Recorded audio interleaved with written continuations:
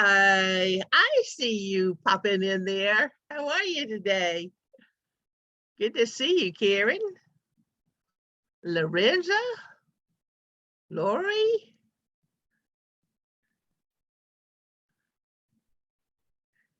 Y'all all here to learn something about listings this afternoon and to give me some encouragement to see your smiling faces. And I'm so glad you're here.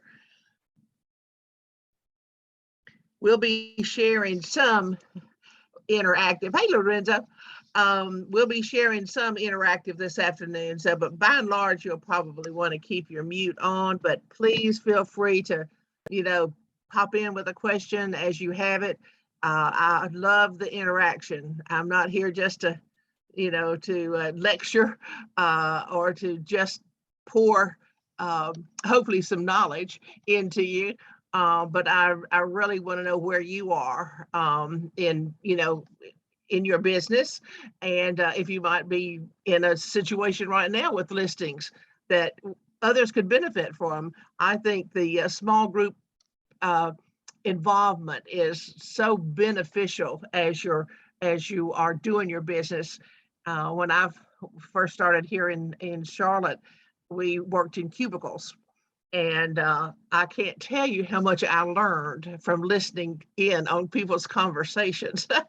I think some of you might have had the opportunity to sit in the tech room and in our office, but now I think everybody's kind of getting back in there. But for so long, we've missed that overhearing how someone handles certain situations, because like you said, of course, I guess Facebook has kind of taken the place of sitting in the cubicles or sitting in the tech room, hasn't it? I can't believe some of the things I see some of y'all put on that Facebook, but nevertheless, it is a social interaction group, and hopefully you're getting good advice when you're there. But please don't ever hesitate to give me a call or Tasha a call or Carla, so that we can help you with your personal situation. But like I say, I want to talk about some of those today, and let's see kind of what we can get into. Are any of you brand new in the business? Raise your hand. Brand new. Well, congratulations. You got through the first step. You passed the test, right? That's the first thing. Why was it hard for you? The actual class was harder to me than the state or the national test. I've heard that, especially if you're a superior, I've heard that the final exam is a booger, and if you can get past that, you can get past some of the other tests that you have along the way. So now you are what we refer to as a provisional broker. Yes, ma'am. Yes, ma'am. You are a broker, but you have a provisional status.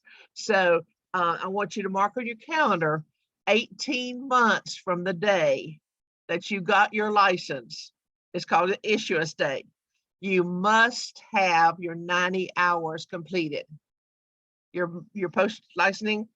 I can tell you're a diligent person, probably a studious person. I saw you taking a note, but you'd be surprised how quickly 18 months passes. And I had a couple just this past month miss their deadline. It was like, I can't believe it's 18 months already. And then the next thing they couldn't believe was how long 90 hours really is when you start trying to take them all at one time. That's a long course of study. So you might want to look at your calendar over the next 18 months and kind of schedule something to get at least one of those out, and then maybe get another one out, and set yourself a goal. If I were you, I'd set my goal to do it in 12 months, and then I wouldn't get caught in not having it done on the 18th month. And I try to send reminders out, but even so, you think, oh, I still have, X number of days, but 90 hours is a lot of hours. So, well, thank you. It's good to meet you, and I look forward to working with you. Thank you. Very good meeting you. Miss Lori, are you new? Hi, I have been with Keller Williams. I joined in December. Cool. So Cool. fairly new, yeah. So you're still a PB too? Yes, I am. I see. Well, so the same advice goes to you. Yeah, I'm almost done with 301. Oh, good. Yeah, Good, so good. I'm Well, on it, but not done uh, yet. Still provisional. oh yeah, well, it's okay to be provisional. It's just I don't want you to miss those deadlines. Okay. Right. Uh, and I think Miss Karen could probably teach this class. You're so sweet. I came to Well, learn from the best. I don't know about that. Thank you. No, I appreciate you being on the call. Appreciate, like I say, you feel free to jump in at any time too. And I think we've got George on there. George, are you new? Hi, I joined in January. Oh, okay. Yeah. Yeah. So you're still a PB? Yeah, still a PB. I'm actually wrapping up 301 as well Oh, this yeah. Friday. Oh, good for you. Whoa. Yeah. Good. Well, you'll have one under your belt and only two more to go. So good job. Yep. Well, let's see what we can delve into. And I'm going to try not to lose you. If I do, y'all hang in there and I'll catch up with you again. I'm not the best at this. You'd think after all these years of doing Zoom, well, 3 years of doing Zoom, it wouldn't still be as complicated, but every now and then I have a blonde moment, not old age, it's a blonde moment. And I'll miss a step. So y'all hang in there while I share the screen, okay? All right, let's see. We're going to go right here. And we're going to go through. Look, I see you. I see my forms. Do you see me in the forms?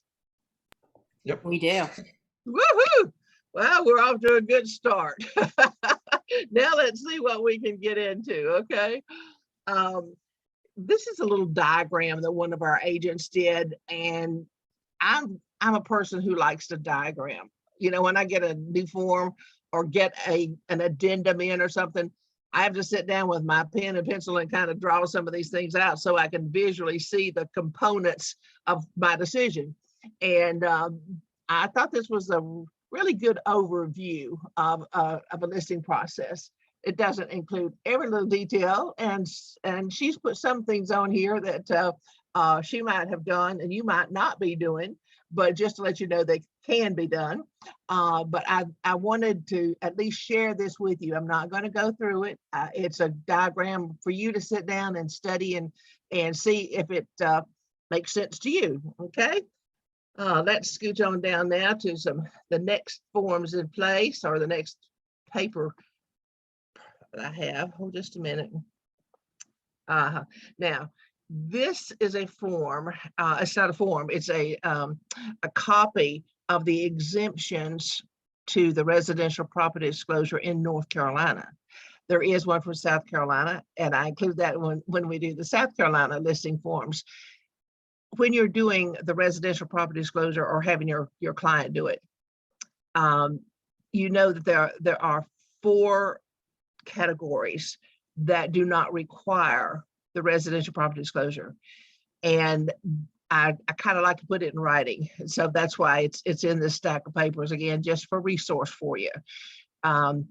Residential property disclosure and the mineral oil and gas disclosure, gas rights disclosure, has another word in that title, and it says mandatory disclosure. So I've been in real estate almost 40 years now, and I have never seen the word mandatory in a title until that form came out a couple of years ago. So we need to know if there are any exemptions on your disclosures and what disclosures you have to have for the seller to be able to have that listing accurate.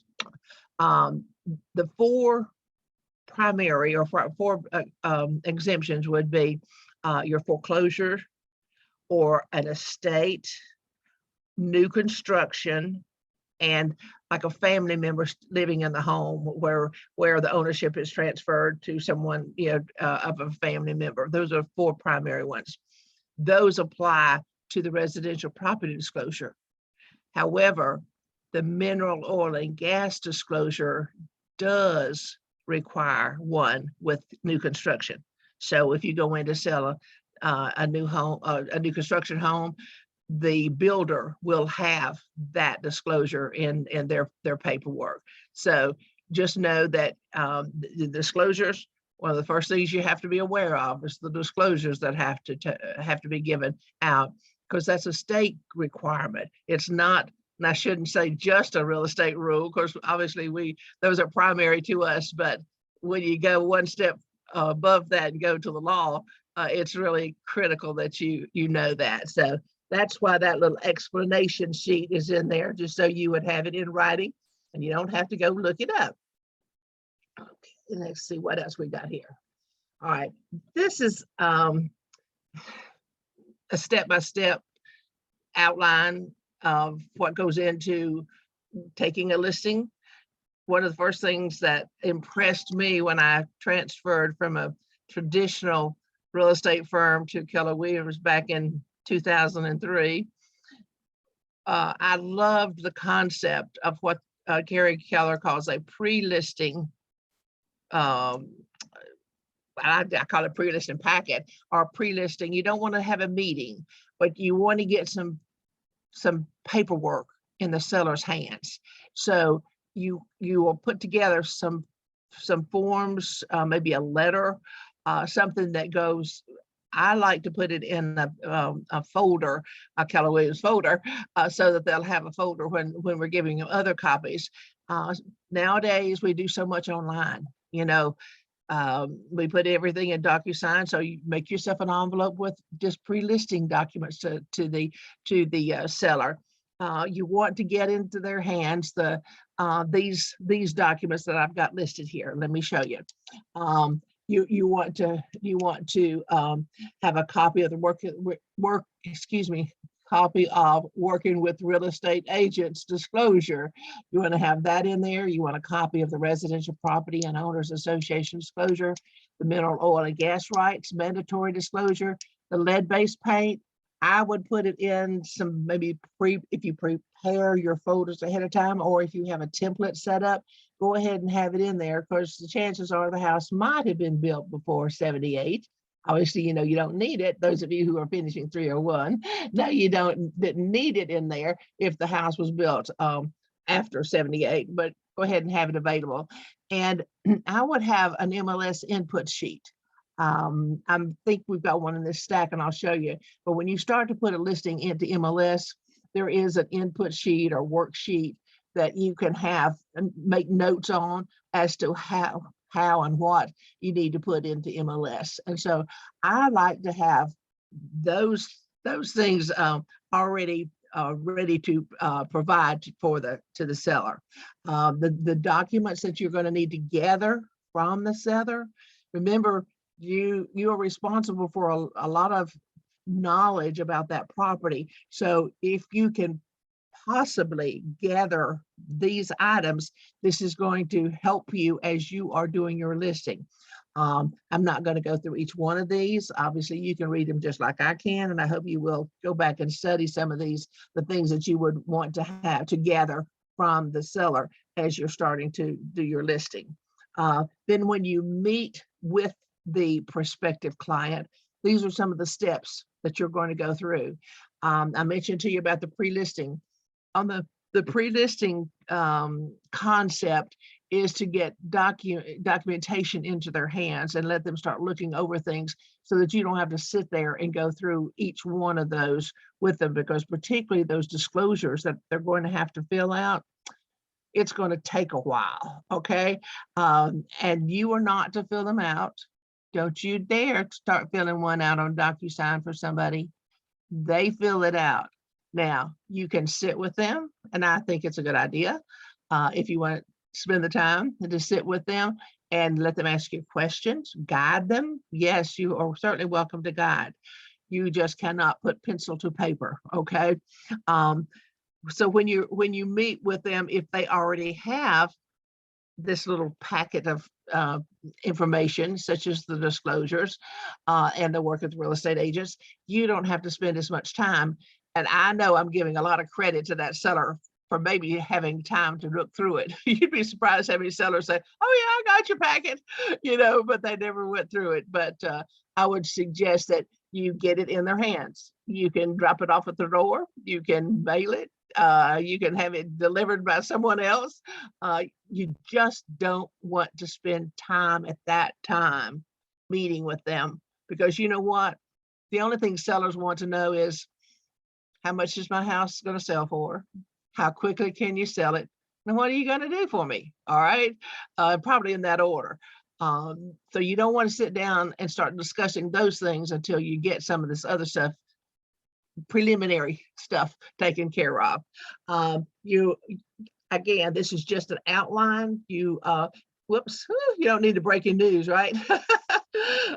You can certainly go over any of it that you want to with your client, but I just want you to kind of know the process in outline form. I showed you an overview in the beginning, but this would be an outline of them, of what you're going to be doing in your listing.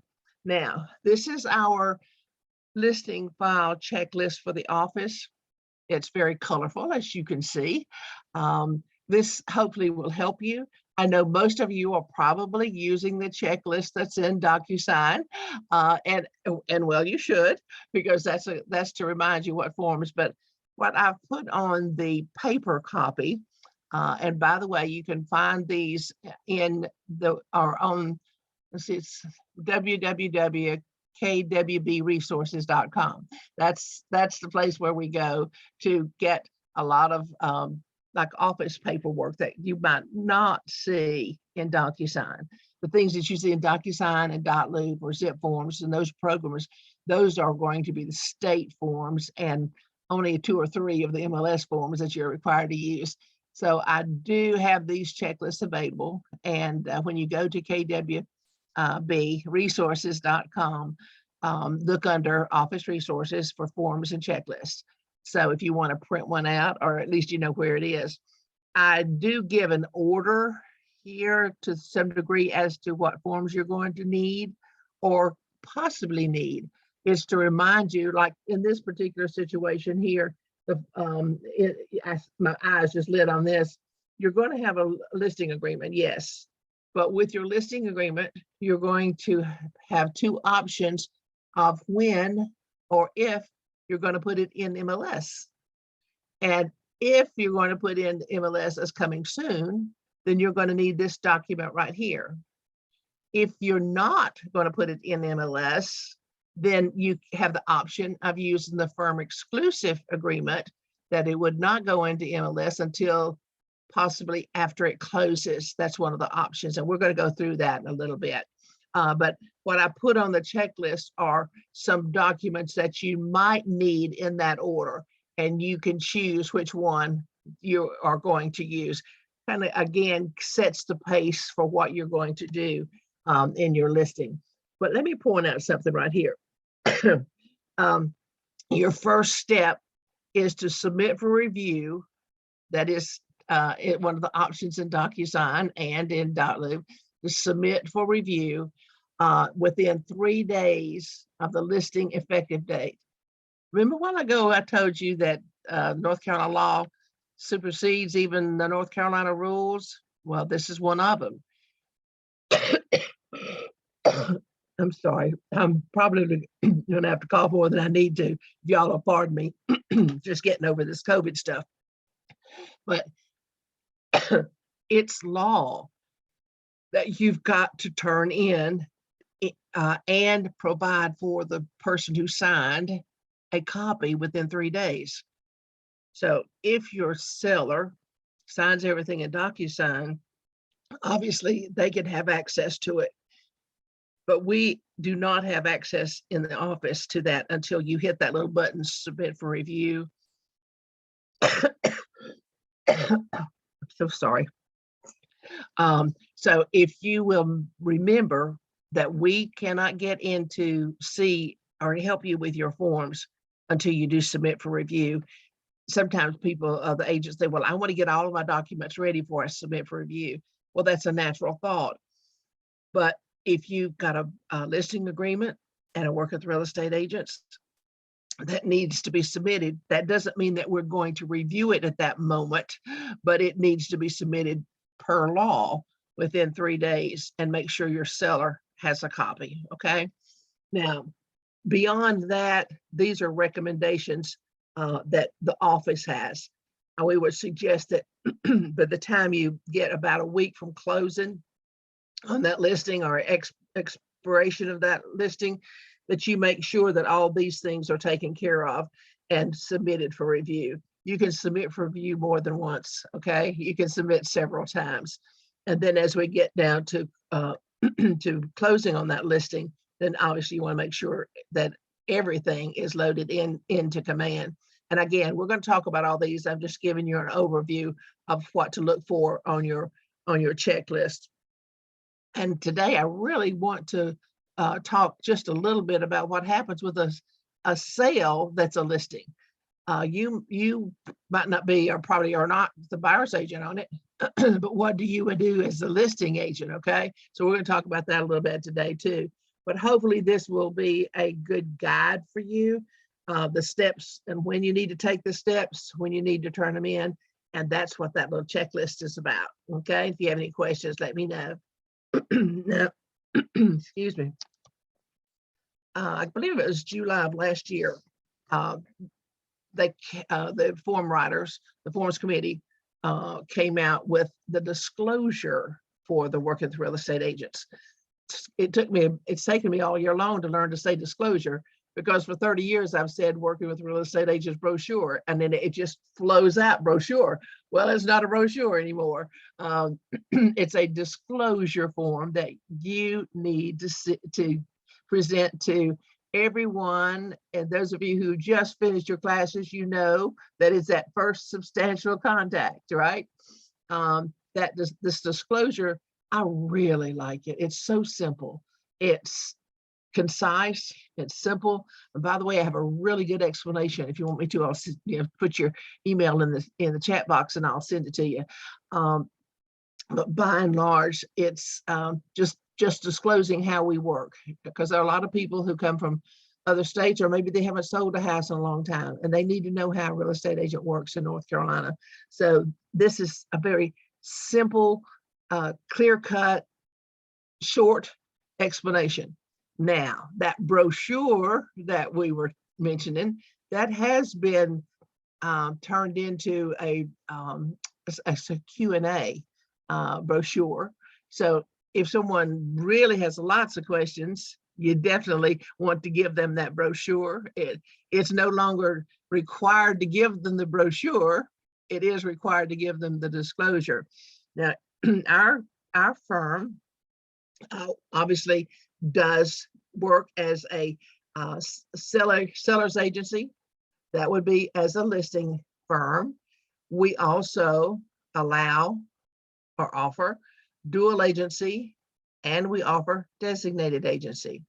Those are the three forms of agency that our firm offers and our agents are engaged in. Sometimes that seller's agent is called single agency. That is because you, as a single individual agent, are going to represent our firm in the agency relationship. You'll notice that the single agency doesn't mean a single individual agent. It means that agent is going to be a sub-agent for the agent who is the firm, okay? And again, that was more explanation you want to give to a seller. But right here, if for whatever reason you need to explain it, you want to make a note right here to check that you have and you are explaining it to the seller. Interestingly enough, you'd be surprised how many times I see initials right here.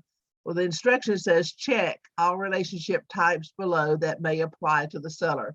So it's fine if you do have initials, okay, but you can just check it. So when you send it through your forms program, for signature, you do not have to put initial boxes here. We're going to talk about dual agency and designated agency just a moment when we get into the listing agreement. Now, down here, you want to make sure that the seller understands that if he's trying to sell the home himself, that a buyer's agent could potentially come in and make an offer and want to work with him as an unrepresented seller.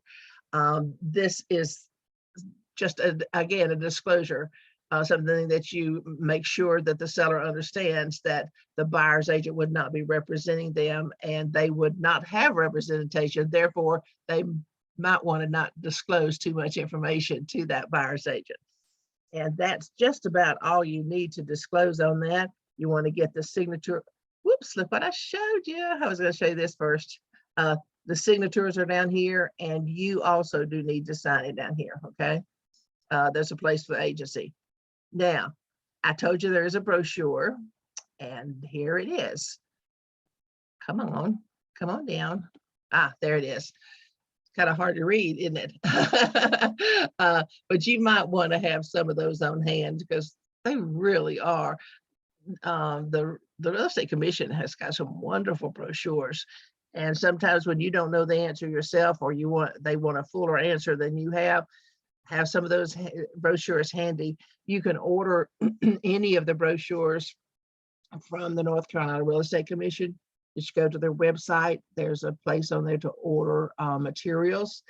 It's 25 cents for a brochure. There's no shipping or tax, and you'll have it a couple of 3 days. So if you don't want to drive all the way uptown to the realtor store, just go to the NCREC,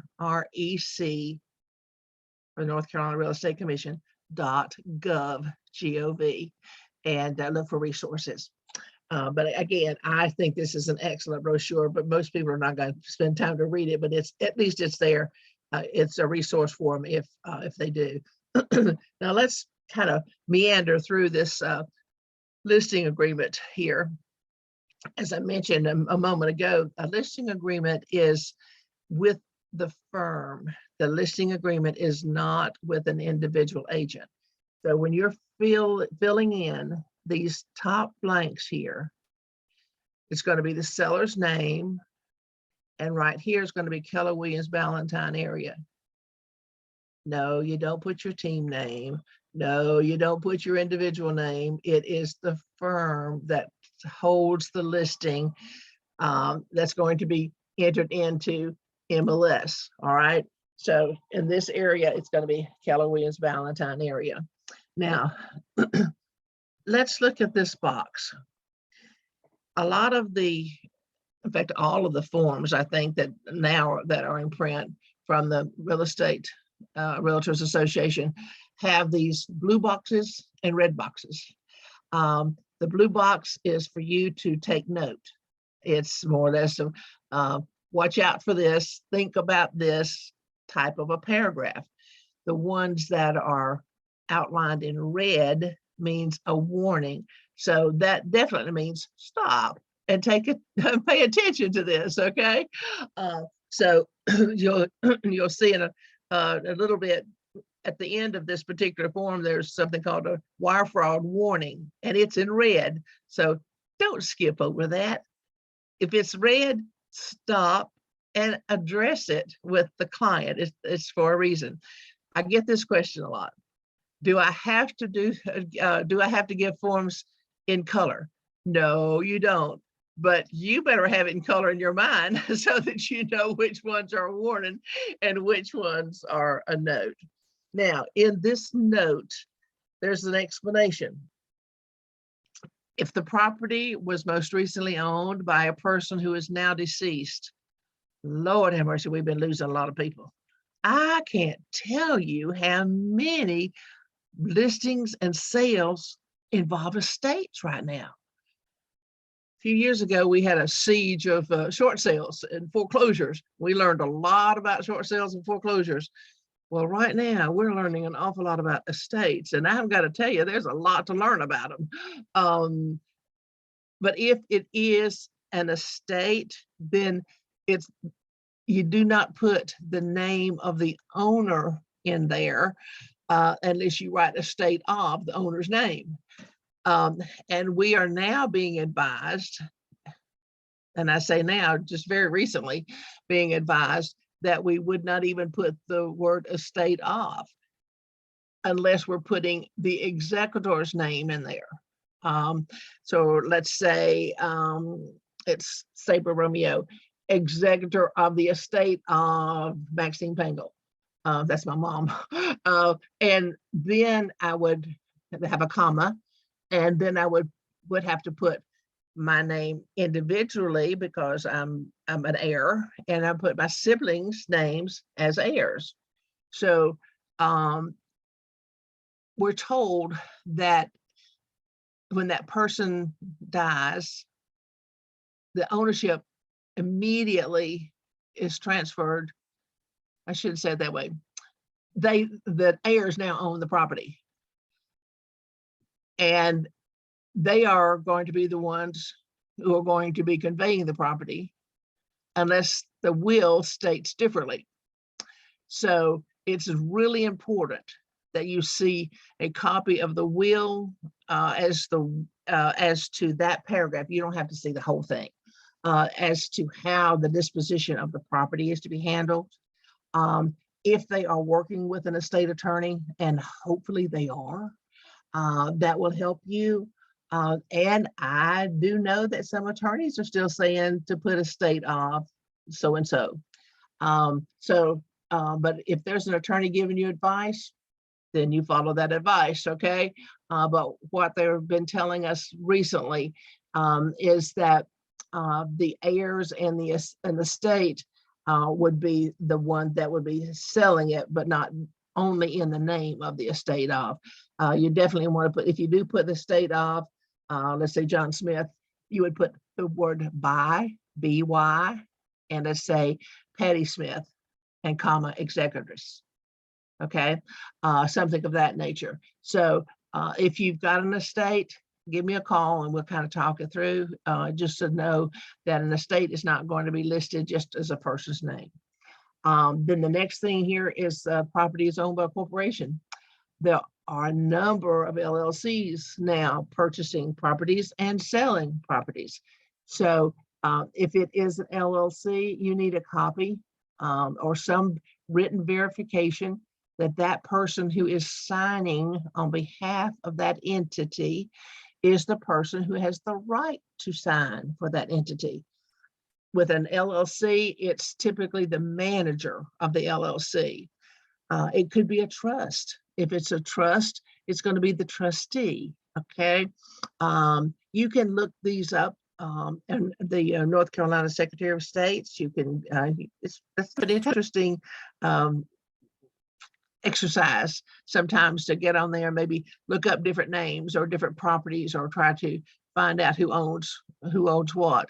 You often cannot get your hands on the deed, but if you can, and I know Mecklenburg County, you can look them up, but you want to know who is the owner, who is the valid legal owner of the property, not just who thinks they are. And I could tell you some of the funniest stories. They're funny now when I look back on them, but they weren't funny at the time as we were going through it, finding out.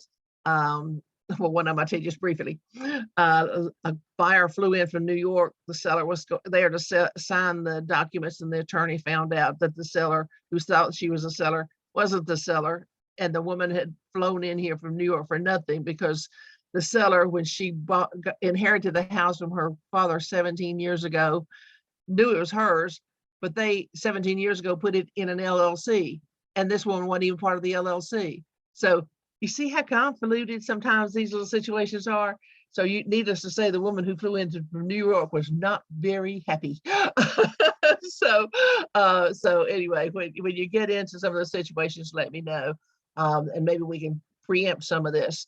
But if it is an LLC, make sure that the documents say that that person is the manager. If it's a trustee, make sure it says in the trust documents that who the trustee is who can make the determination. Back to the estate thing.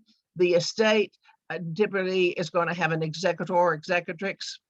If the person dies without a will, an administrator has to be appointed by the court. So you don't even start trying to list it until you know that that has been settled. Now, this next one right here, a non-owner spouse. should be named as seller because he or she will be required in most cases to sign the deed to release certain marital rights in the property. In North Carolina, we have something called the rights of survivorship or marital right. Like my husband died a few years ago, and I immediately owned our home 100%.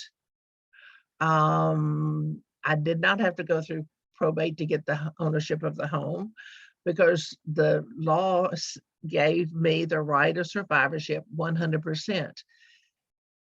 If I had passed away, he would have owned it 100%. Now that's a North Carolina law. It's not the same in South Carolina, and it's not the same in every state.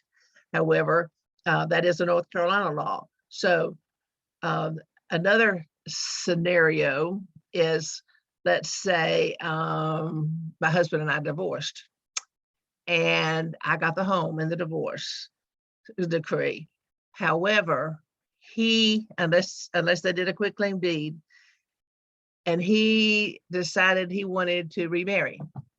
So then he goes to buy a house for him and his new wife. And in order to do that, they wanted to sell the house that I'm living in. Or maybe I decided I want to sell the house I want to live in. Now, maybe I got remarried. He would still have to sign, or I would still have to sign to sell the marital home because of the marital rights. Again, unless it had been legally conveyed that to one or the other of us. So sometimes we had one not too long ago. I've forgotten how many years those people had been apart, and the attorney wouldn't close the deal until the long lost missing in action spouse was found and got the signature, or actually I think they did a quitclaim deed at that point somehow. So just realize that somebody might think they own it, but you want to find some documentation to prove it, unless you can find otherwise. Another thing we found out is that the tax records are not always the most accurate record of who owns the house. Most of the time, that's all we've got. You know, most of the time we go right straight to the tax records and find out whose name is on that's responsible for paying those taxes, and that's valid. Recently, again, as I've just mentioned, we found some scenarios that would point differently. And so if you can get a copy of the deed so that you know actually who is on the deed, then you're going to be more accurate. But I'm just giving you some exceptions. Most of the homes that you are going to list are going to have the right person's name on the tax records. So now those are the three things to take note of, and let's move on down here now. This is the in bold to remind you to go through the working with real estate agents disclosure. And let's talk about the term right here. A listing agreement is not valid if you don't have a term. You have to have a beginning date and you have to have an ending date.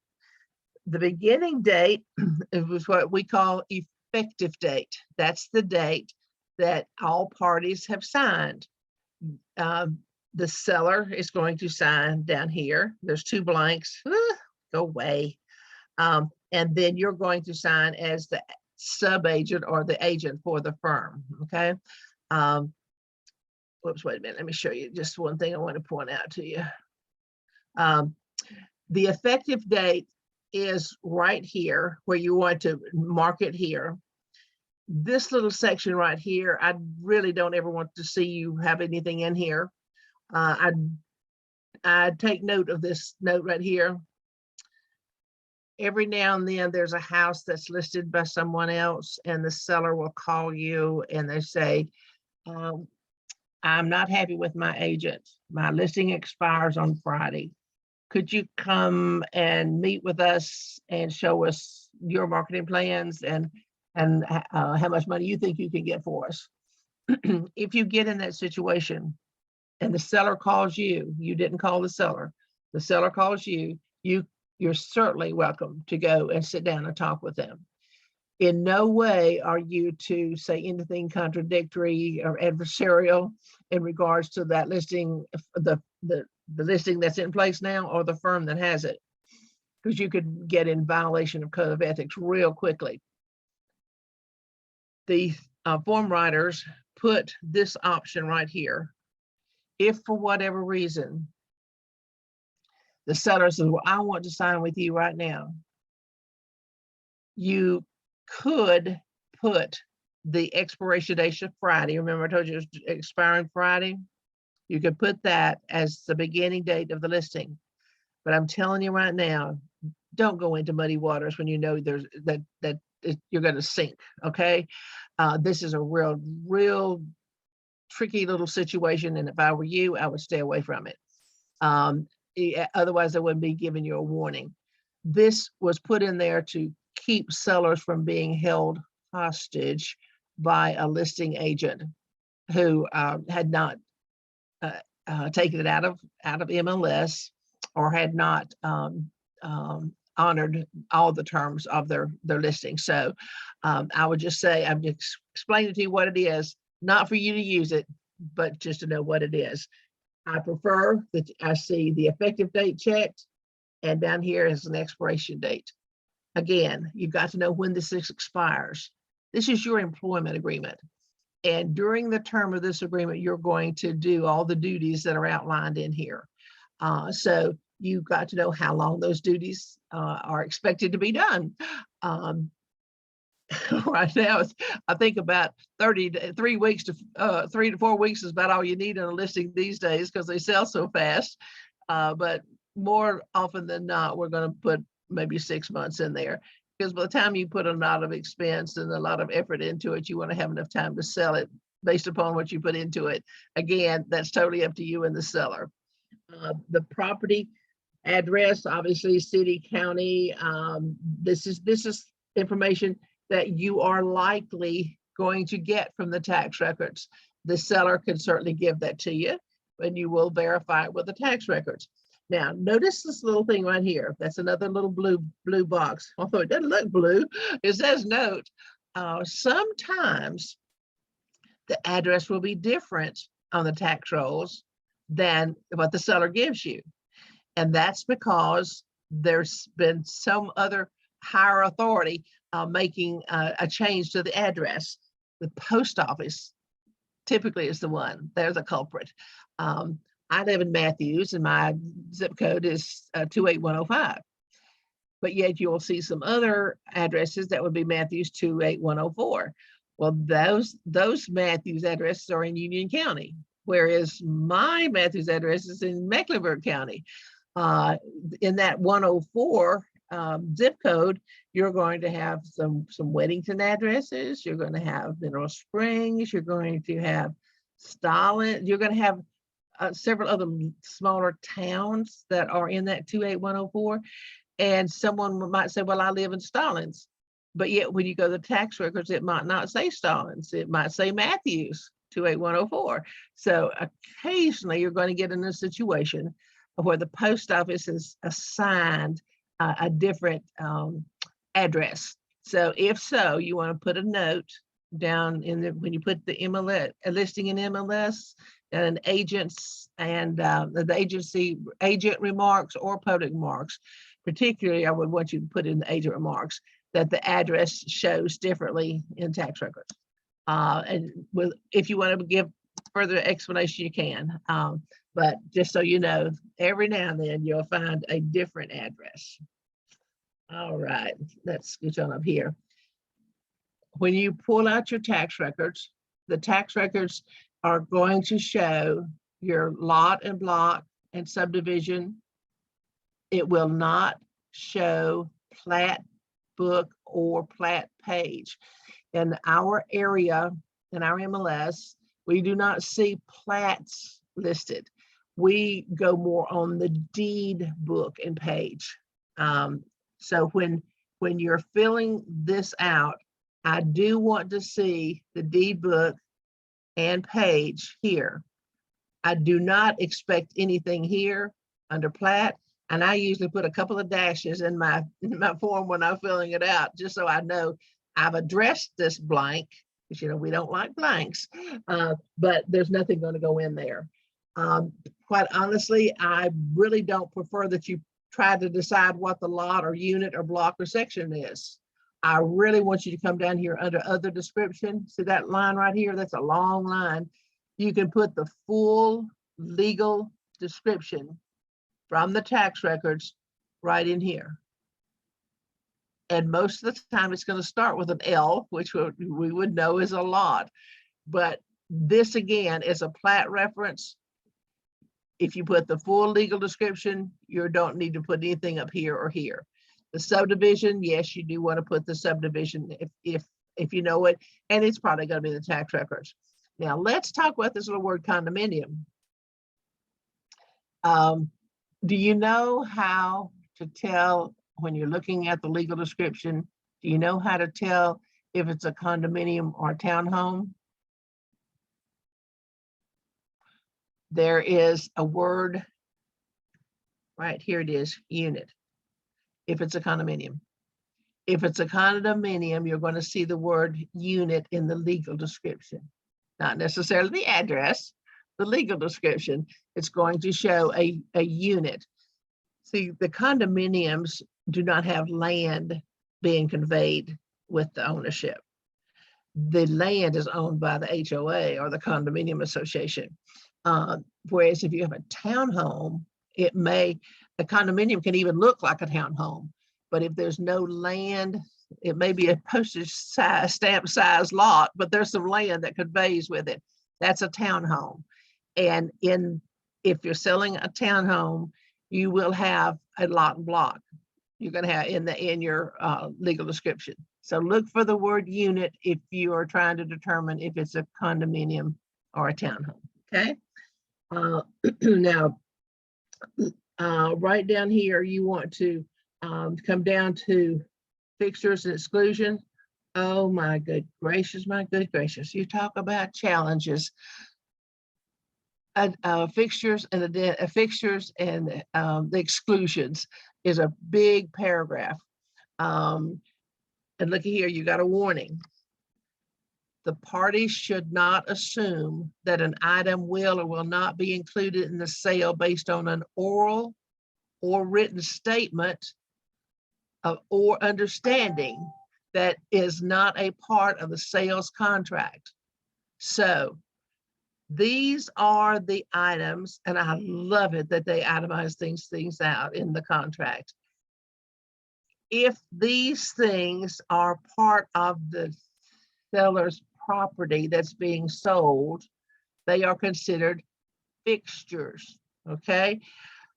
And they're considered part of the purchase price as fixtures on the property. They're typically attached. And those of you who have recently gone through the pre-licensing, and particularly those of you in 301, is it screwed, glued, nailed? What's the other word? There's 4 words. I never can remember the 4th one. But anyway, I remember it. If it causes damage when it's removed from the wall or the property, it's a fixture, okay? It's affixed in some way if it causes damage to come off of that property. So you'll see that most of these items would cause damage, but there are some others that would not necessarily. Let's look at this right here. The alarm and the security systems. That has become a real big issue. For years, security systems weren't part of the building, but now almost every home is built with it built in. I mean, it's definitely part of the building. And now it's not the security system that's the question, because we all know that it's part of the building. It's the service and the accessories that might be attached to that system that's part of the house. Accessories are what is rented from the service provider. And obviously the service contract with, was it CPI or ATD, or whatever those names are, those initials, no advertising for them. There's a service contract with so much money being paid per month. All right. We have a little worksheet for you to go by. It's an in-house form to remind you of the different options that a seller and buyer have. And I would like for you to use that. It's in this stack. I just don't want to go back and get it right now. But just be aware that you need to make the seller aware that the seller is responsible for that service contract. That is a separate contract outside of the house. It does not, it's not included in the residential real estate sale, but it does need to be settled before the property could be sold and closed on. So the seller needs to let you know if they're accessories. Sometimes they're different things like when someone enters the front door or the back door, whatever, this voice comes on and says that door number 4 is open. Excuse me. Door number 4 is open. Well, if that's a service part of the contract with an accessory, then that's going to go away when the house closes and the seller no longer is paying any service charges. I had a sweet little man call me one day. It was so cute. He said, there's something wrong with my security system, ma'am. He said, my door's not talking to me anymore. That was so cute. Fortunately, I knew what he was talking about because my daughter has one of those. So come to find out, again, that was an accessory. That was an extra service that was in the service package, not the attached fixture of the security system. Does it make sense? So you want to discuss that with them. And alarms are going to be some of the same way. Some alarms are attached where they can be taken easily out of the corners of those windows, and they're not causing damage when they're removed. So you want to make sure that the seller understands that if he wants to leave, if he wants to transfer the service to the new buyer, he would have to arrange that with the buyer and with the service provider. Another thing I wanted to point out to you, let's look at garage door openers. Look right here.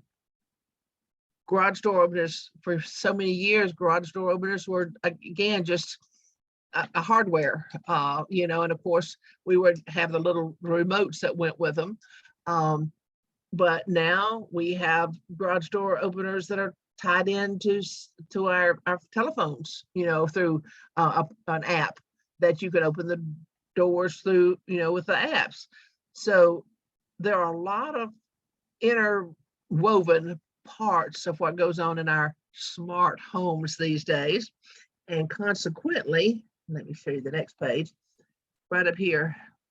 The seller is responsible for unpairing or deleting data from any device that would allow access of any kind to that house. And sometimes it would mean that they would have to restore it to the manufacturer settings, and the seller is responsible for doing that. I just happen to know one of the garage door openers, one of those things that would have to be removed. Now let's go back up here to this list. Mirrors anchored to attached to walls, ceilings, or cabinets or doors. And look at this, all bathroom wall mirrors. For many years, decorator mirrors that hung on a nail were considered not fixtures. And now, according to this contract, they are considered fixtures. So if they are considered fixtures and your seller wants to take that pretty decorated mirror from the powder room, you're going to have to list it as an exclusion. And she decided she wanted to take it. I got stories about every one of these. I'm not going to tell you. I could entertain you with it, but I won't. All right, come on down. I'll show you. There's a paragraph right here. Items that do not convey that decorated mirror in the powder room would need to be itemized right here. And let's say she also wants to take the rose bush that's in her garden outside that her great-grandmother passed down through the generations to her. There's always an emotional attachment to a rose bush.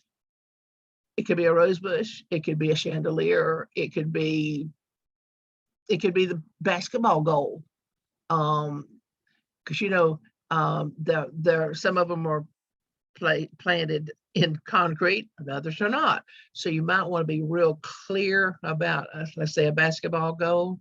Then right here, you want to make sure that you list that if there's something leased and can't be conveyed, such as propane gas tanks. And there's a whole paragraph in here about fuel tanks, and we'll talk about that in a minute. But there are several things that might possibly not convey. And one of the things you might want to mention here is some of those accessories with the security system, okay? One other thing I want to point out, one more thing to you on this about the storage sheds. Right here, storage shed and utility building. A storage shed and a utility building, the sellers kind of think those she sheds are theirs, and they ought to be able to take them away if they want to. And then they told us for a long time that if it had a permanent foundation, like a concrete or brick or something that was literally part of the ground, that it had to stay. Recently, they have put in our contract that storage sheds, that means all storage sheds or utility buildings, stay with the property. So, sorry, as you're walking through or walking around the property with your seller and getting acquainted with what they're showing you they're offering for sale, you preempt the discussion about the storage shed. When you see storage shed or utility building, a question mark better go across both your eyes and saying, stop right now. Let's talk about the utility shed. And I need to know, are you planning to take it with you? If you do, we need to exclude it in the contract. Just like I showed you a while ago with the rose bush, that's where you would exclude it if the seller is not going to want to leave it. Now, that doesn't mean the buyer can't ask for it. It doesn't mean the seller can't decide at a later time to let it stay, but putting the listing in MLS, if the seller says the storage shed does not stay, you need to put it in as an exclusion. And there is a special field for anything that would be excluded from the listing. Okay. Now there's several other things we could address, but we need to scoot on.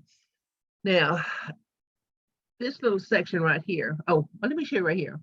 I don't know how this little line gets so lost. I wish they'd put that in a red box. Seller shall repair any damage caused by removal of any items excluded above. Remember, I told you the way I remember a fixture is if it causes damage when it's removed. Well, obviously there's some other fixtures, but point out to the seller that if the seller moves property, maybe they excluded speakers to their sound system, but they want to take those speakers with them. And if it causes damage when they remove them, then they would be responsible for putting the wall back in original condition. Where we see this more is with a TV mount. The TV is personal property. The TV mount is not. The TV mount is attached and therefore a fixture. So if the seller wants to take that TV mount, he must put that wall back in substantially the original condition for the buyer. Okay. Personal property. Personal property is going to be your refrigerator, washer and dryer. Those are the primary things that would be considered in most contracts as personal property. Lenders do not want to see anything listed beyond those three things. Excuse me. You know what? It's 2:00. Would you mind if I take a couple of minute break and let me go get some water and y'all stretch a moment and then we'll get right back at it, if that's okay. Okay. I'll be right back.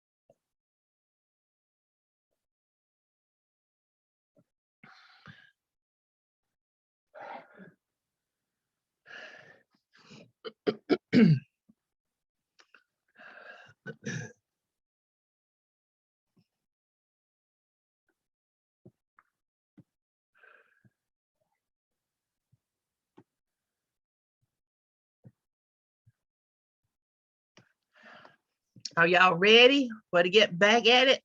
Hope you've had a chance to get some water too.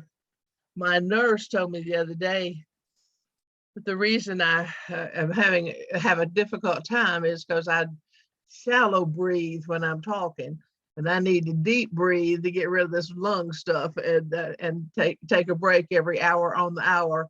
So I'll have to tell her I remembered to do it today when I was choking and couldn't keep on talking. Oh, all right, let's get back to page, let's see, we were past that. I got too far. Okay, we were talking about personal property. A lot of times people use a refrigerator as a negotiating item, and they don't include it in the MLS listing that it stays with the property, which is fine. But let me tell you a scenario which happens more often. A seller might offer the refrigerator as personal property.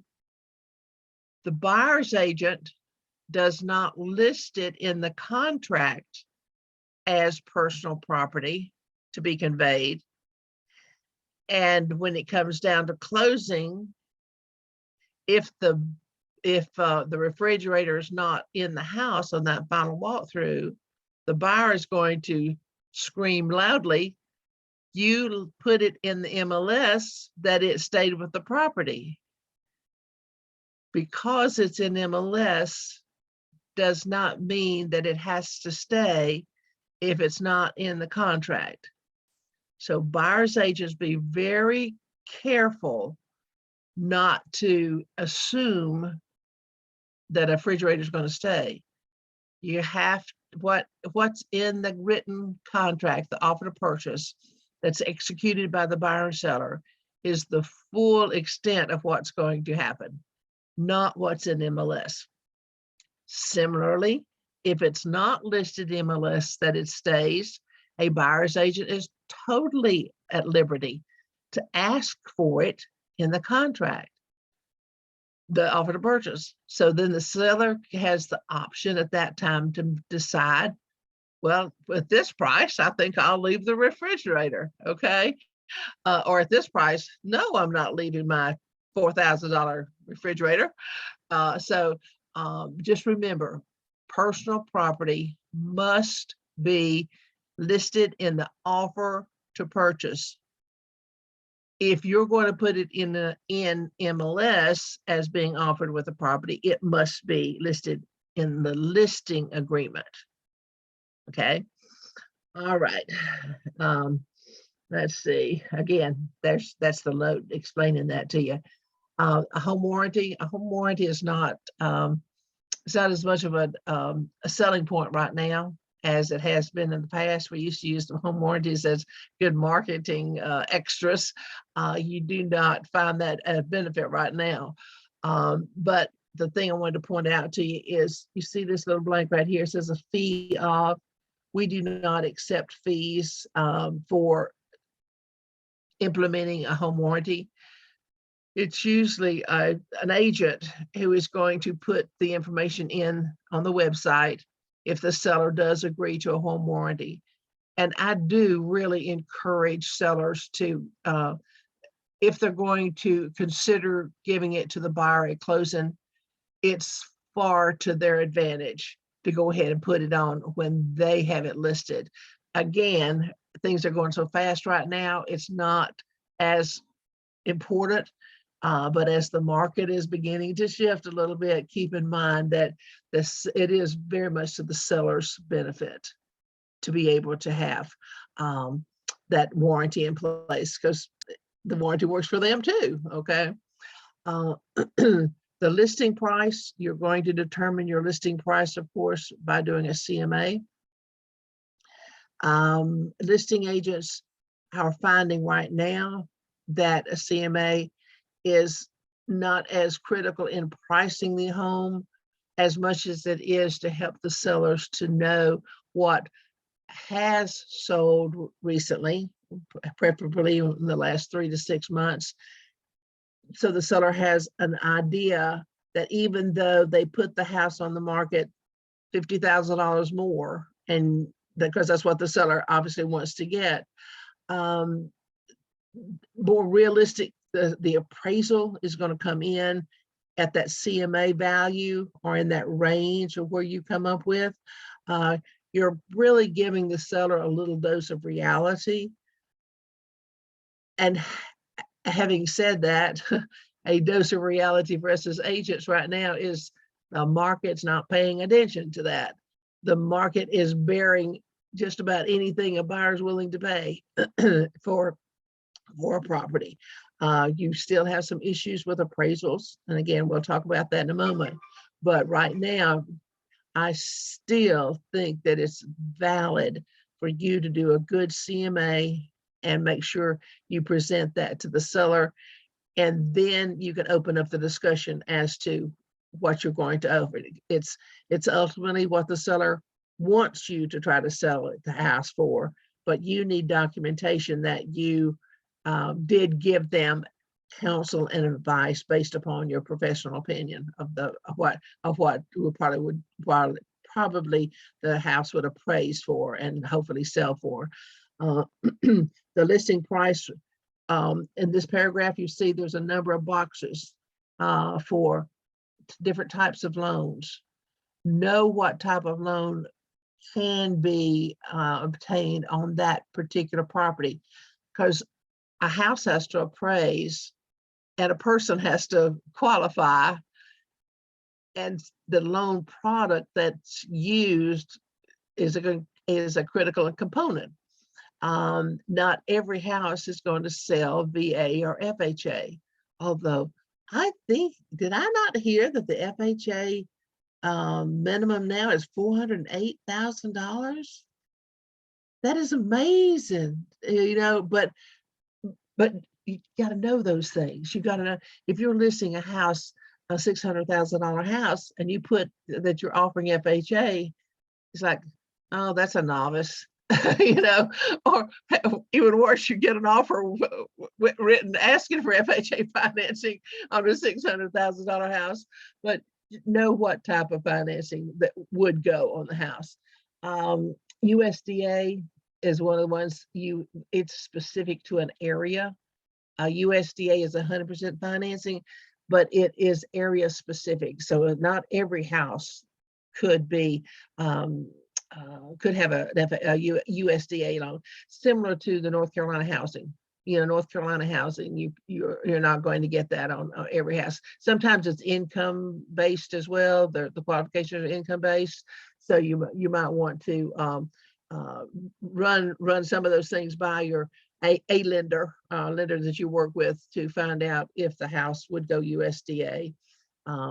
The loan assumption, you rarely ever see that anymore. And you rarely ever see seller financing. There is a seller financing addendum if you choose to use an addendum. If you have that, if you have a seller financing, call me, okay? Because we'll probably put you in touch with the closing attorney. The cash is always acceptable, obviously. The FHA, VA are conventional. You'll see a lot of homes that are cash and conventional. They're not even offering the government loans. So just might want to run some of these things by a lender. The firm's compensation is you're going to have a total fee. And for, eons of years, we've said 6% there. We would like to still be able to see 6%. But we're also seeing a lot of negotiated amounts in the marketplace right now. So you are going to want to talk to the seller about the next page first. Now, this is the total. See, that says total fee. Now, out of that total fee, let's look on the next page. It says cooperation with other firms.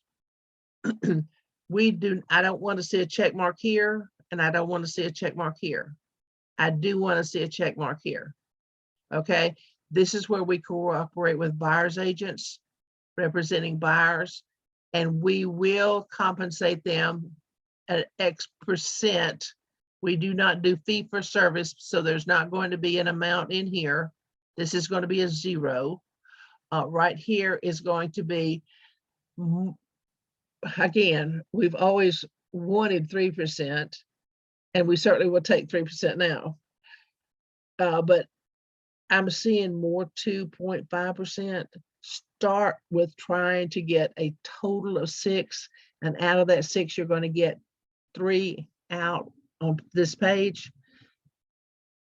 If your seller is just insistent that he's not going to pay that, you can know that 2.5 is probably going to be not a detriment to the seller. In years past, we considered that a detriment to the seller. We're not seeing that as much right now, but you will find yourself having to negotiate in there.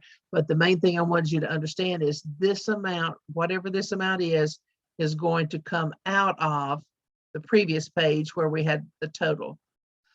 Do not put, let's say 3% here, because you want 3% and 3% on the next page, because you've just eliminated your 3% if you do. Okay, if you expect to get 3%, you better be putting 6%, which is the total of what you expect to keep and what you're going to give away, or not give away, share. Now, every now and then you'll work with a client that's, let's say they're going to sell their house because they're going to buy another one.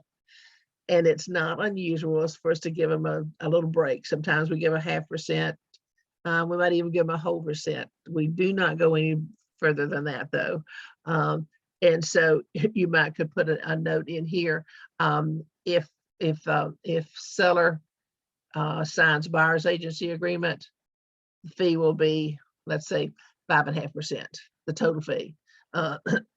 Excuse me, but unless they ask for it, you don't offer it. Okay, but that would be something you might put in right here.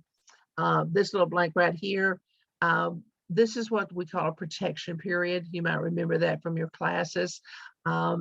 If your listing expires and within, let's say 90 days, I generally put 90, some people put 30, some other put 365.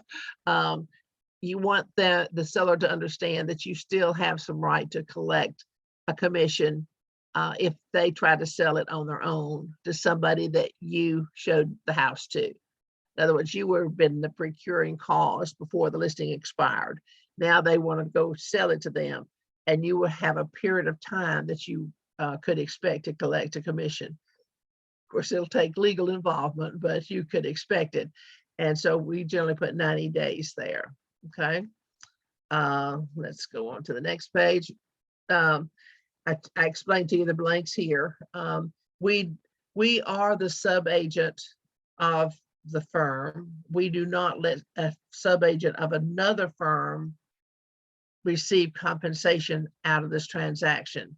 In other words, someone, let's say with Allen Tate, can't be a sub-agent to our seller, okay? Because we are the sub-agent to the seller. So we don't offer sub-agency, and we're not going to be offering, excuse me, we're not going to be working with another firm's attached policy. So you're not going to check that. Now, this outlines the things that listing agents are expected to do. This is our duties as a listing agent.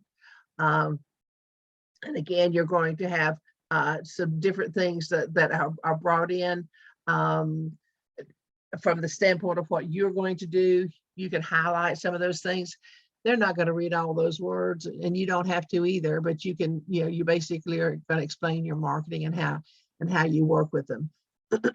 Now, this little warning right here, this is new. This came in July of last year. Just as a warning, otherwise, every July, we get some updates, some changes to our forms in North Carolina. So in the month of June, you're going to start seeing some changes. Will be introduced to them, and then they'll be available at July 1 in your forms programs. They'll be available for you to use. But this came out last July 1, and it's about love letters. I don't know if you're familiar with the term or not. You probably are. Buyers are trying so hard to find a way to get their offer accepted, not just the highest amount of money. They're trying to relate to sellers and helping the sellers to know why they should be chosen. So they write these letters. But unfortunately, NAR and some attorneys have pointed out to us that we could be in fair housing violations by using these. And so we're discouraged from using love letters. There are times that a love letter might not have any indication at all on the of a violation of fair housing, but that's not up to you to determine. So we don't want to put you all as agents in the spot. And basically, we want to help the sellers to understand that we will not be conveying to them something that would be referred to as a personal love letter from the buyer. If a buyer gets a letter to them otherwise, that's up to the buyer. But we do not want you to be handling that letter and conveying it to the seller, okay? Because you could be brought into a fair housing lawsuit, and those would not be fun. Please don't let me have one. I've never had one. I don't want one. Okay. Fair housing, obviously, we've had a lot of emphasis on fair housing this year, and this is one of the things that we're trying to curb the possibility of a fair housing violation. Now, you see this little place here? These are initial boxes. And look what it says. They acknowledge that the seller has been made aware of the firm duty described above in this paragraph. There's that warning that I just explained to you, okay? So you do have to get a signature from the seller that you discuss that with them, all right? Now, let's go to this paragraph. This is a big paragraph. It's the marketing paragraph. It was the biggie, the big change last year. We have two forms, and I mentioned to you as we were looking at the checklist, there are two MLS forms that are used in conjunction. God bless you, Lorenza. There are two forms, the firm exclusive agreement and the coming soon agreement. Those were released about 2 years ago. I think an updated version might have been last year for the coming soon as well. A policy was implemented by the National Association of Realtors a couple of years ago, and that was called Clear Cooperation Policy. It was implemented May the 1st, right in the middle of our introduction to the pandemic. So here we go with a major change of something called Clear Cooperation Policy, and we're all trying to figure out if we can even sell a house, with COVID going on. So, but the Clear Cooperation Policy is, it's a refined requirement that a listing, once it's taken, is to be input into MLS within 1 business day to make it, with our cooperative effort to make everybody have equal access to the data, equal access to make an offer on that property. It's anticipated that that's going to be the best for the seller, and certainly the more fair way of doing it in in cooperation with the other agents and other buyers. If you're not going to take that listing and put it in MLS in 1 business day per that policy, there are 2 ways that you can delay a little bit, okay? One of the issues that came up was that a buyer, excuse me, that a listing agent needs to have time to measure, have the house measured. You need to have time for pictures. So you need a little time. Once you get this, there's an awful lot more you still got to do. You still got to learn. And so while you're still needing to learn this, or excuse me, get all this information, you can't do it within 1 business day. Okay. So there's a form, again, we're going to go through it in a minute, the coming soon form that allows you to put as much information into MLS as you have. You don't have to have all the pictures and you don't have to have the accurate square footage when you first put it into coming soon. It's better if you do, but if you don't, you can change it. But it's to make the public aware, excuse me, not the public, the other agents in the MLS aware that is coming soon. The big issue is you cannot let anybody see the house. Another agent cannot see it. A buyer cannot see it. The neighbor can't see it, because there'll be $1,000 fine to you if you allow somebody to see it during this status. But you are putting it out there. You can even put a sign in the yard that says coming soon, but it has to say coming soon. All right. So that you're making the people that are cooperating in MLS, you're making them aware, then they can tell their buyers. You're not putting it in public. They don't consider MLS public because it's a membership situation. So the members of the MLS can have access to see the information you do have out there.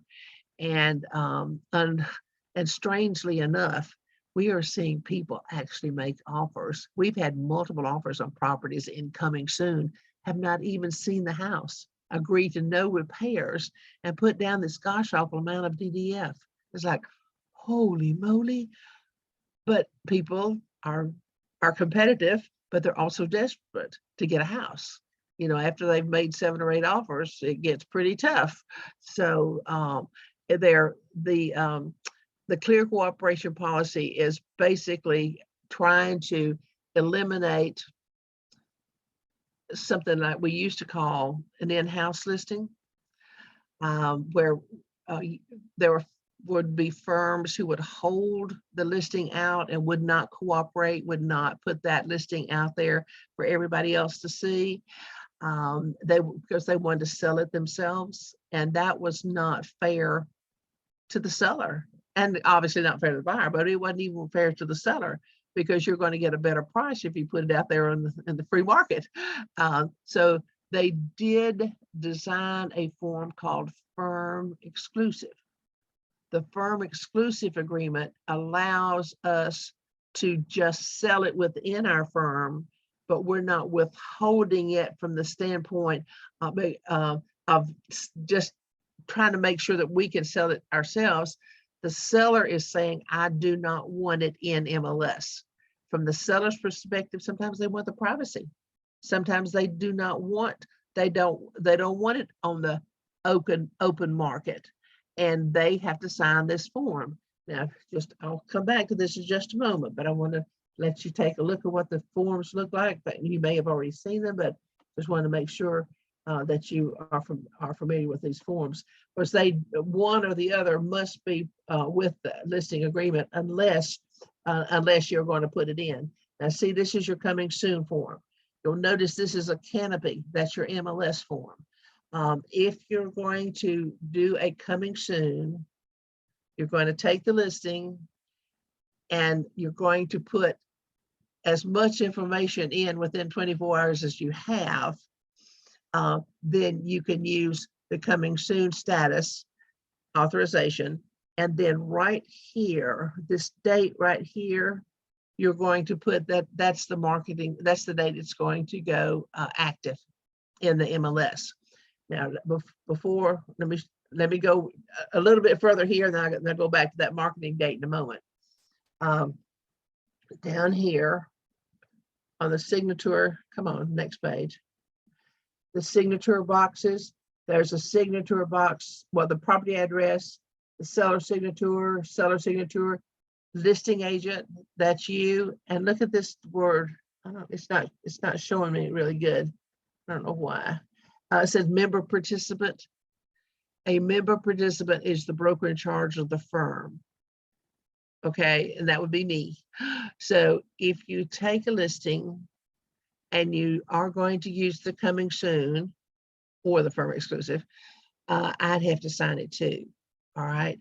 So when you send it out for signatures, put me on the order that you want to send that to me, and I'll sign it for you through DocuSign or download whatever program you send it to.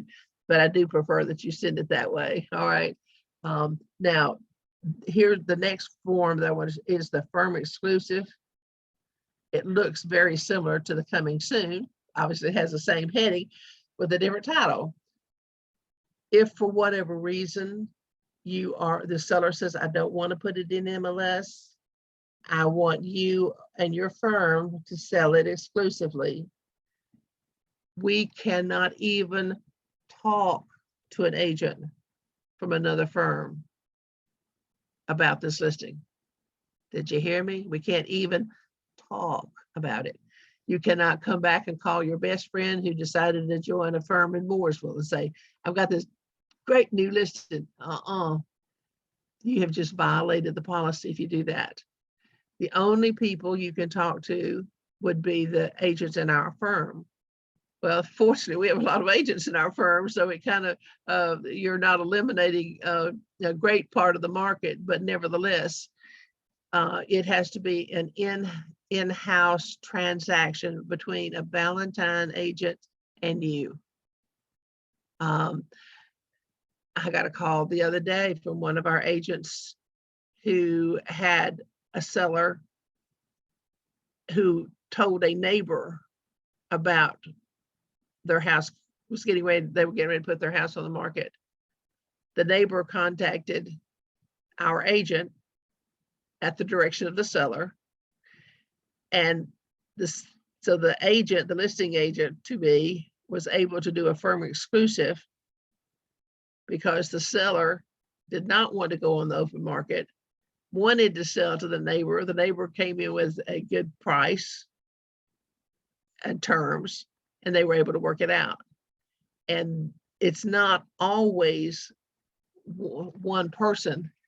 Now tell me on the agency, what type of agency would that have been if that was the individual agent with a firm exclusive listing who sold that firm exclusive? What kind of agency or relationship would she be in? Are you referring to a dual? I am. Good job. Good job. That's a dual agent because she's an individual agent and the firm is the dual agent, right? According to the documents. What if she had it listed with a firm exclusive and Lorenzo brought a buyer in? What agency relationship would they be in? What would be Lorenzo's relationship? Designated agents. Good job. Good job. Yes, you both would be designated agents, but the firm would be dual, right? The firm would be dual because two agents in Valentine Market Center sold it. And remember, we are individually owned and operated. So dual only applies to agents within our individual office. All right. So if you sell a home that's listed by Keller Williams in South Park or Union County or Baxter, Don't you do it if you don't have a South Carolina license. But it would not, a dual doesn't play into that, okay? So you can only be dual and designated in ballot time. Good answers. Now, let me show you something about this one, signing this one. Before signatures, make sure that the seller chooses which box here is to be used. They do or do not allow us to put the information after it closes as a comp.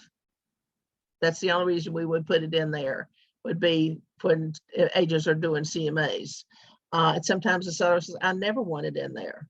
All right. So if they never want it in there, they're going to check this box. I have to have one of those two boxes checked. Now come down here. Oh, fiddle, I don't know why that keeps showing. And my thing won't go up. There's a signature of the listing agent right here. And just like the other form, there's a signature of the member participant. The member participant, again, is the broker in charge, right? Now, let me tell you the difference. The coming soon must be signed within 2 business days. Within 1 business day.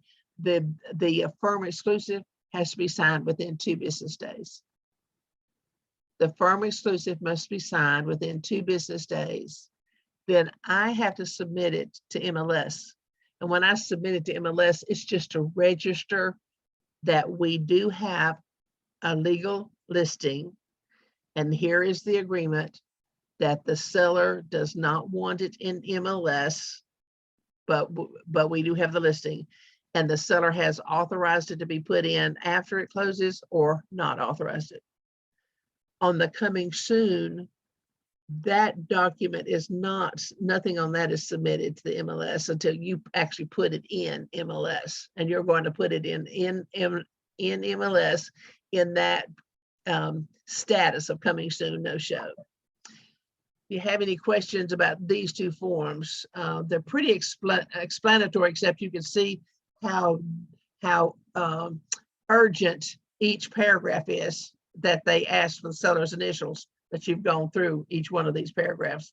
That's on both of those forms, but hopefully I've hit the highlights of them. Now let's scooch back up there to paragraph 10 in the listing agreement, which those 2 apply to. Okay. There we are.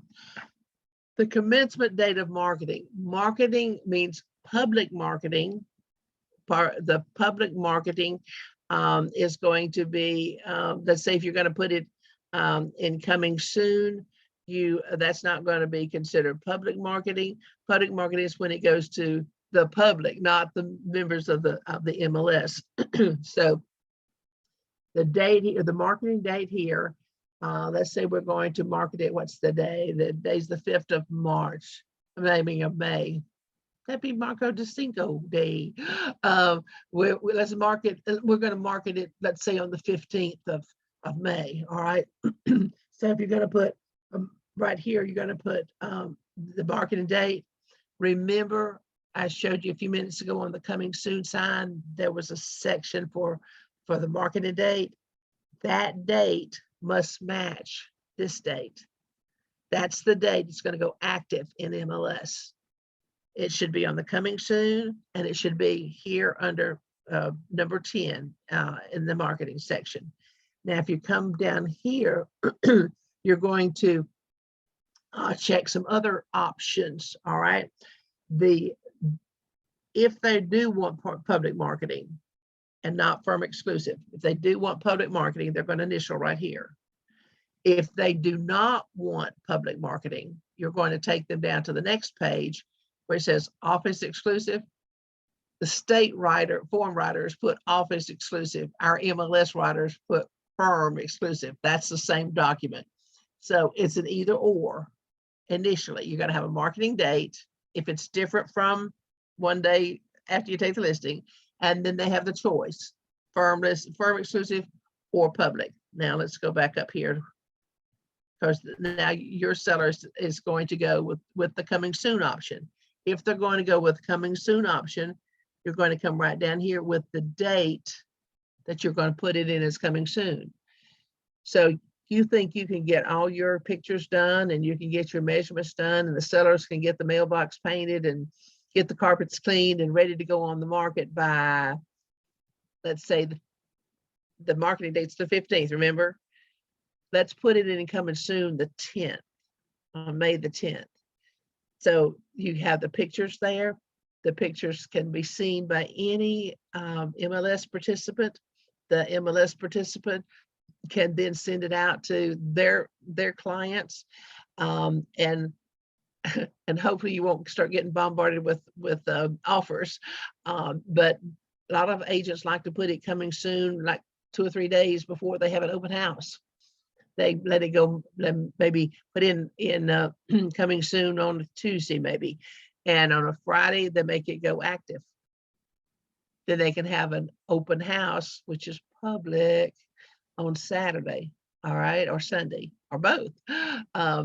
That's assuming they haven't gotten a lot of offers and the seller hasn't accepted an offer even before Saturday. But that's kind of a pattern that's worked in a more balanced market. But right now, the date this is not going to be matching that date.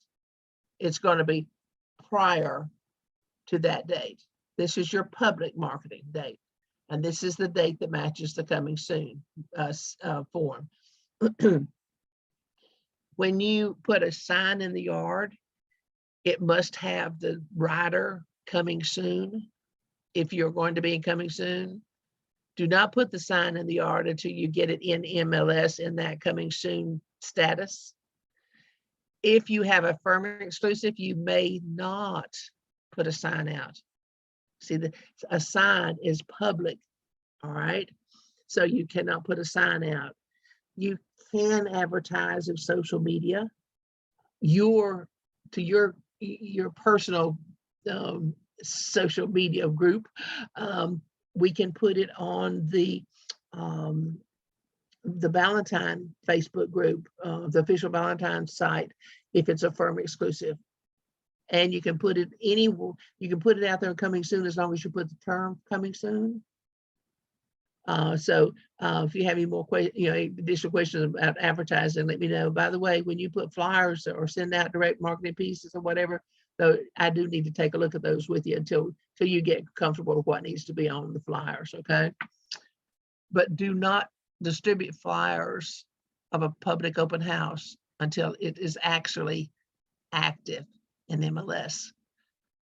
Okay, let's scoot on down here. That can get confusing, and like I said, if you have any questions, send me an email or call Tasha or me, okay? This thing right here on the lock boxes, you do have to have an authorization to put a lock box on a house. Please do not use combo boxes. They are too dangerous. Please use the official lock boxes. Lock boxes, I know they're expensive, but they are so much safer, particularly if the house is occupied, because you can always go back in there and find out who actually went in the property. We had a terrible mishap over the weekend. Someone was at the wrong house and accessed a garage through and I mean, caused the seller all kinds of fear and how in the world, I'm not even going to go all the details, but I'm going to say be real cautious when you're going into a property that you are at the right house and access it, hopefully through the lockbox, so that we can find out who went in the house, even if it was an error, we need to know. So I would suggest that you get 1 or 2 boxes with every listing and alternate them if you need to, or borrow one. But I would really prefer and suggest that you use the lockbox rather than the combo. And when you're putting a listing in MLS, make sure that you do not put the code. If you do use a combo, or don't put anybody's telephone number, when you are putting that listing in and you put agent remarks or public remarks, you can't put call listing agent at 704, blah, blah, blah, blah. You know, you can't do that. You cannot put security codes for the security gate. You know, like some gated neighborhoods have codes. Don't put it in there, or condominiums. Don't put it there. Do not put those, or you'll get dinged from the MLS compliance, and there'll be a fine. And by the way, if you do get a fine, most of them will give, most fines, they'll give you 48 hours to correct it. There are some that are automatic and instant, like the $1,000 for letting somebody see a coming soon listing. That's automatic. Yeah, that's instant. But the others, they give you 48 hours. Okay, let's keep going down here. There's a lot. These first few pages, there's a lot for you to grasp. Most of the rest of this of the listing agreement is things you need to read and be familiar with, because you've got to know what you're asking people to agree to. But it's not as many blanks as the ones we've already gone through. You want to, this is another, whoops, wait a minute. I went too far. Hold on a minute. There it is. You see this warning up here? It may be a crime under federal and state laws to listen to or record an oral conversation through the use of any electronic, mechanical, or other device without the consent of the party to that communication. So you tell your seller, you can't sit in the cubicle down at Bank of America and watch somebody come into the house and watch their reactions. It's okay if they watch, but it's not okay if they record any conversation or have any way of even listening to an oral communication from that prospective buyer going in there. Now, they may be good lip readers, but they better not be recording any oral communication. So you want to point that out to them. Earnest money. This little paragraph here is to help that seller to understand what happens with earnest money when it is submitted to the attorney. We do not have a trust account any longer, like a lot of the larger firms. Earnest money is held by an attorney, and the attorney then will disperse it at closing according to the terms of the contract. The seller never touches it. The seller will touch the due diligence fee, but they will not touch the earnest money. And a little sidebar here a moment. Remember a while ago I was mentioning to you about a pre-listing package. In that pre-listing package, you're going to put a copy of the offer to purchase and a sale. You're going to put a copy of the professional services disclosure and a copy of the questions and answers and home inspections. And a little bit later on in this document, it's going to ask the seller to check that they got those. So I would just go ahead and put them in the pre-listing. And I'm going to send all this document out to each of you so that you'll have all this together. All right. So because I have put a few extra things in here for you. So I just want to make sure that you do have those. All right. Now, the earnest money, when it goes to the attorney is going to hold it until they have written instructions, like a termination. If there's a termination contract, who is to get the earnest money back? In North Carolina, if the buyer terminates the contract within the due diligence period, remember, they don't get the due diligence fee back, but they do get the earnest money. So the seller needs to know that the earnest money will be released to the buyer unless he has an objection. And if he has an objection, it would be recorded on one of those termination forms. And again, we'll have a whole session on terminations in a few weeks. But you want to set the expectations with the sellers before you get into the offer to purchase, but mostly right here about the earnest money to make sure that they know where the earnest money is going to be. See right here where it says firm does or does not maintain a trust account. that's what I said a moment ago. We do not maintain it. These are things that the seller needs to disclose. Has the seller owned the property 1 year or less, or more than 1 year, or does not yet own the property. If they do not yet own the property, that's normally a scenario where it's what we call wholesale. Sometimes there will be an investor buyer who will arrange to sell with an owner to the investor, and then the investor then will put it on the market to sell. And with an agent, they don't yet own the property, but they can close both transactions in one closing. Again, you're probably not going to run into that much, but no, that would be one scenario of does not yet own the property. More often, or most often, what you're going to have is they either owned it less than a year or more than a year. Less than a year, you need to advise them to talk to their CPA. There could be some tax implications that they need to be aware of.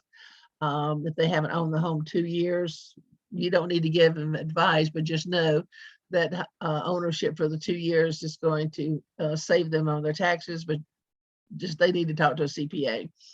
If it's less than a year, they might have some financial mortgage information, some restrictions from the mortgage they might have on the house. If they've owned it less than 4 months and they have an FHA mortgage on it, they can't put it on the market to sell. Again, just some restrictions. So if it's less than a year, ask them to talk to their mortgage broker, whoever they got their mortgage from, and find out if there's any consequences there. Bankruptcy, they will need to check they are or they are not in bankruptcy. Bankruptcy, that's a delicate situation, and I really have a hard time asking them this, but I always want to preface it with saying, I'm not trying to delve into your personal business, but I just need to make you aware that if your house is being protected in the bankruptcy that you're considering, I can't sell it. You can't sell it unless it's pulled out of the bankruptcy protection. There's bankruptcy laws that give the primary, the residence that is their primary dwelling. There could be some protection there so that they wouldn't be, put out on the street. So if for chance they are in that or considering a bankruptcy, that they would have that protection, they would need to talk to the bankruptcy attorney. The attorney talks to the court or gives paperwork to the court for signature that pulls that out of protection so that the seller then has the right to sell their home. And I think it costs somewhere around $450, maybe $500 to do that. But that's why why you're even talk about bankruptcy with them again. So that helps me to be able to ease into that question. And there have been times that they don't necessarily tell you they're thinking about it either. So you do a little education on that. Owners Association right here, make sure that they do give you a way to contact the HOA and the HOA property manager. It should be, is required to be listed in the residential property disclosure. And by the way, in another session, we'll probably spend some time just going over the residential property disclosure in its entirety. As you can tell, I like to go into the details of all these forms so that you really know why you're doing what you're doing. And so the residential property disclosure is one of those forms that it takes a couple hours to spend some time on it. Just last night, I had an email from a broker from another firm that was criticizing one of our agents for not having a telephone number in MLS for the HOA. The agent was not given that number, and the house went under contract so fast. She had not found the time to find the number, That is not a required field in MLS, but I would suggest that you make it a requirement that if there is if there's an HOA, you find out how to get in touch with them, because you need to be contacting them and finding out as much as you can, that they'll tell you. Often they will not give you CCRs. They will not give you the information directly, but they will give it to your seller. So you try to get it yourself. If you can't get it, then you have to go back to the seller to get some of the information. And right here is where it checks off if you've given those sample forms that I mentioned a moment ago. Flood insurance. If the house is in a flood, and I mean that literally, if an inch of the house or steps are in the flood zone, then they're going to have insurance. Unless it is just because there's a flood plain that goes through the back corner of the property, that doesn't mean that they're going to have insurance, but it does mean you're still going to have to say that there is a flood that is in the floodplain. So you might want to do some search and do a little bit more understanding of the floodplain, flood maps, so that you can determine if it is in the floodplain. But the more important thing right now is Mr. Seller, do you pay an extra insurance once a year for flood insurance? We don't have that much in our area, quite honestly, but we do have it some. I remember selling some properties closer in town, Charlotte, that were tending to flood from the little Sugar Creek, and so they were in the floodplain. So it's not just coastal properties or lake properties, but that's a biggie. So for you to be aware of. You don't see as much of synthetic stucco right now. A termite bond. Again, does the seller pay an amount of money once a year to have their house inspected by the termite company that they have a bond with? If they're paying once a year, just paid mine. Been paying on it for about 21 years now. I think I could have afforded a termite treatment, don't you? But nevertheless, I have been assured all those years that I don't have termites. But a bond is typically not put on a house unless it has been treated. And if it has been treated at some point, that termite company often will will offer a bond. And if the seller accepts the bond, it's like an insurance policy. So you need to know if there is a bond and what is the annual commitment on that. Who is it with, right? Which would be listed right here. This is the amount of money on your first mortgage. You need to find out that the way you find out what the seller's net is, you're going to have to enter all the expenses and then obviously back out the first mortgage. And this is the point I want you to make. They know they got to pay the first mortgage off. A lot of times they don't know if they've got a home equity loan. Most people think a home equity loan is a home equity line, that they can just borrow like a personal loan. These home equity loans are liens against the house. And when they sell the house, that has to be paid off. So if they owe, $70,000 on a home equity loan that has to be paid off at closing, that significantly changes their bottom line. Again, educating, just making them aware of that. Let's scoot on down here.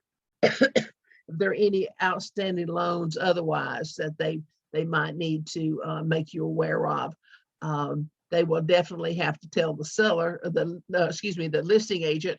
So they might as well make you aware of it as you were trying to figure out what their seller's net is. And we do have a seller net worksheet for you to use too. If there are any leases, maybe this is a landlord that's selling one of the properties. If there is a lease, you want to fill out some information here, and you want to provide the lease to the buyer. You don't have to put it out there in public. It wouldn't be attached to the MLS or anything. like the disclosure should be, but the lease would only be provided at the time you have a buyer who's getting, who's got a contract with you. Special assessments. Well, this is a biggie. Oh my gosh. And I have talked to almost 3 o'clock. I was gonna cut this off earlier. Y'all have been so good, and I got that water, and now here I am raring to go again. Special assessments. Up until last year, we had a term called proposed assessment, and now we have special assessments. We do not any longer have to identify proposed assessments. They couldn't figure out what a proposed assessment was. Was it a rumor in the neighborhood, or had it been on the at the HOA annual meeting for them to vote on? What was a proposed assessment? So they took that out of the contract. But a special assessment is an assessment on the property that has been voted on. The sellers have a lien against their property to pay that. Let's say one I'm familiar with, the HOA voted in December of last year to add $200 to the monthly dues for 24 months. The special assessment obviously was $2,400. And the way they were going to pay it was $200 a month. So their monthly went up from, I think it was 208 or something like that, to 408. Well, that assessment would pass on to the buyer if it was not already in as a lien against the seller. The $2,400 would have to be paid at closing by the seller. It is not passed on to the buyer. That special assessment is paid before the house is closed on. So this is where it asks what it's for, and there's another place for the amount that is being paid. So just be aware, if there is a special assessment that has been voted on and passed on to the seller, then that seller is responsible to pay for the balance that has not been paid already to close it. Okay, y'all want to hang in there just one more minute? Let me take one look at this right here. Well, the fuel tank, we talked about that a few minutes ago. The fuel tank, make sure that if it's a lease tank, which most of the time it is, if there's fuel in it, that fuel can be sold back to the fuel supplier by the seller. The fuel is not required to be left in the tank. Remember, it's a lease tank that doesn't convey, and the fuel doesn't convey. However, if the seller does not sell it back to the fuel supplier prior to closing, if it's left on the property, then it is the property of the buyer. That doesn't happen very often. Those fuel tanks can require several $100s worth of fuel. So the seller has, and you're talking to the seller, right? So you can tell the seller that they would have the right to sell the fuel back to the supplier. And what often will happen is that the supplier will arrange with the new buyer to come out and unlock that fuel and unlock that tank as soon as they go into agreement with the buyer that they are going to be friends. They're going to work together, a service contract. If the buyer does not want to go into contract with them, then they will come and pick up the tank and take it back to their supply house, and the buyer could go with someone else. There are times that the buyer and seller might exchange monies for that fuel, but the main thing is to help the seller to understand he has a right to sell it, and he doesn't have to convey it. The seller's duties here, obviously are listed. Let's go on. I just want to point out a couple more things to you. If y'all will just bear with me. I knew I didn't have time to take that break. The dual agency. We've talked about it. This is where you're going to note that the seller will allow the firm to be a dual agent. If they will allow the firm to be dual agent, but they want you to always represent them and nobody else, the way they would do that is to come down here and initial right here. That's that designated where you are going to be designated to represent only them. All right.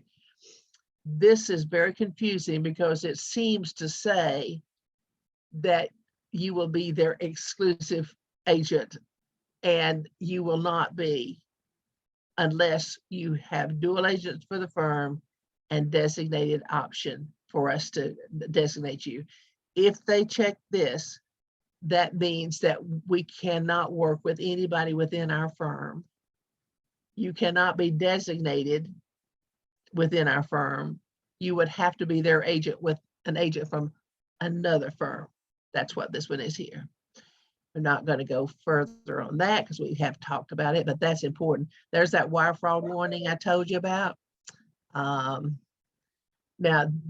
this is what makes it a contract. You're going to have the signature of the sellers. You're going to have, if it's an entity, like the LLC of the trust right here, you're going to have the name of the entity signed by the manager. We said the manager is the one who can sign from LLC. That's going, there's the signature line right there. This is the printed name of that particular person, their contact information and mailing information. You come down here and this is going to be Keller Williams Ballantyne, the office address, and your signature as the individual agent. And you must have your license number and the license number of the firm, which is C, capital C, 13291. And let's see.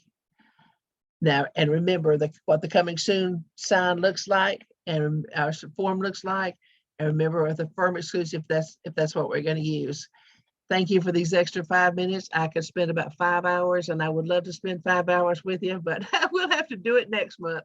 We do the listing forms on the first Thursday. We do North Carolina buyer forms on the second Thursday. We do South Carolina listings on the third Thursday. South Carolina buyer forms on the fourth Thursday. And on the fifth Thursday, if there's one, we talk about the terminations.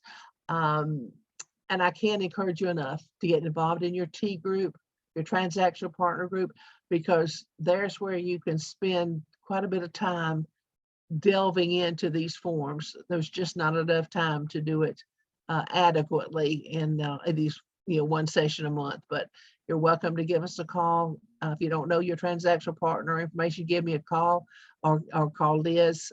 We obviously have got that for you. And thank you for spending this time with me. I've enjoyed getting to at least spend a little time with you, and y'all put your email addresses in the chat box for me and I'll send you all this documentation. Okay. Sure was nice to meet you. God bless you. Bye-bye now. Thank you so much. Thank you very much. You're Have a good day. welcome. Bye-bye. Have a good one. You too, dear.